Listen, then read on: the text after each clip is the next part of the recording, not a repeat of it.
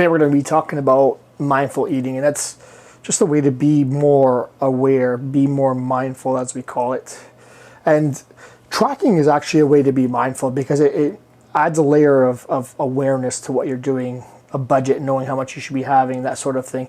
It really is a strategy of keeping your mind in it. And my argument is even to track on days that you're on the 20-day because otherwise we're oblivious. And we need to know our budget. We need to know what our weekly numbers are. So if you're totally over doing it with calories on your 20-day, there is a potential that you sort of override any sort of deficit that you've created during the week. It's certainly possible. So I do want you to take the 20-day. That's still a thing. But I do want you to be somewhat aware at the point where you're not sort of totally throwing away that whole deficit you've built up. So you need to know your weekly numbers. This is my whole point. Next, I want to talk about a few strategies on how to be more mindful with your eating. So the first and foremost, it has to be slowing down. So being aware of how fast you're eating, because you get that sensation of being full sooner if you're more aware and you're eating slowly. You've probably heard of this before. It takes about 15 to 20 minutes to the signals from your gut to get to your brain to tell you that's enough eating. Especially if you're eating too quickly. It takes food getting to the small intestine for you to even realize. So that being said, slow down how you're eating.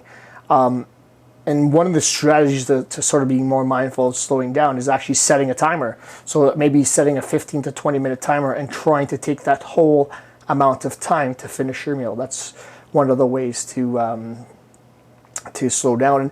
And speaking of timers, you can even set a timer from when you finish to when you decide to have a second serving. So you would wait for that seconds, as we want to call it, because you might still kind of feel hungry at the end of the meal, but if you waited 15 minutes, you probably don't feel as hungry anymore, and you're going to not want to have that second portion. Have your protein first, followed by your vegetables. It's going to keep you a little bit fuller because protein and fats are two of the macronutrients that seem to help you feel fuller quicker. Carbs being the least amount of effect on that. Getting hydrated, so sometimes filling up with water and making sure you're getting enough water is not going to make you thirsty. It's going to slow you down. It's going to help you to be more mindful with your eating. Using a smaller plate. Smaller plate is a way to eat less because they say you eat with your eyes, and that is partly true. You do feel subjectively fuller if you have two smaller plates compared to the same amount on a larger plate. Eating until you're 80% full. It's a really cool strategy, something that takes some practice, but it's eating till you no longer feel hungry. That's one of the ways to do it. Or eating till you feel like, okay, I'm about 80% full. And if you're eating to 80% full, you're not eating to the total amount that you used to eat, and that means your calories are reducing. And it's a way to do both at the same time. Be mindful of when that gauge gets to 80% and eating less calories.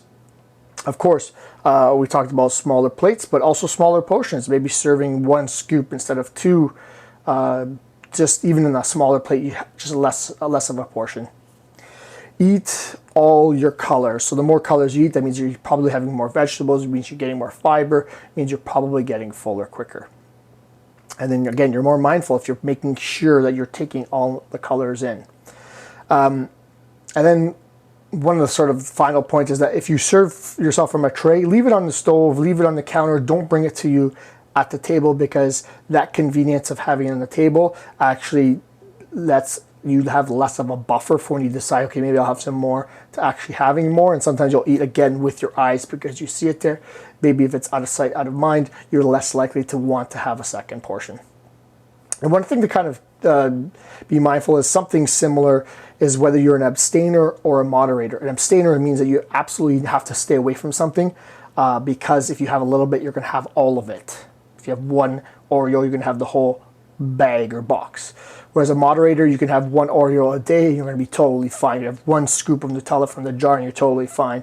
You're going to have one fry from your kid's Happy Meal and you're going to be okay. Whereas someone who's an abstainer, that one fry is going to make you want to have that whole basket. So be aware, learn which one you are. And if you're over your calories, don't beat yourself up. Don't judge yourself. It happens. It is now officially in the past. The only thing you can focus on right now is right now. Maybe even tomorrow, but right now is what I want you to focus on, because that's where you have the most effect on. We don't even know what's going to happen tomorrow. You've heard me say that. So right now is the power that you have. Don't continue that slide. Don't slash your other 3 tires because you have 1 flat tire. And maybe you feel a little bit of comfort in knowing that these foods that we tend to overeat, they're built a certain way. They're marketed a certain way. They're developed by food scientists and food chemists to actually help you feel better by eating them.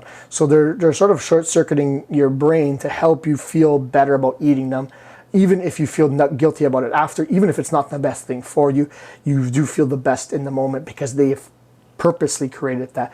So these comfort foods, as we call them, they are developed to be addicting, let's call it that. So again, find your strategy on how to be more aware, how to be more mindful. One of these strategies are going to be helpful. Be aware of your strategy in terms of abstaining and moderating. And if you have any questions about that kind of stuff, you can always send me a message. I'd love for you to submit your ideas in the comments, because that's something that would be helpful for us, for other people that are interested to know.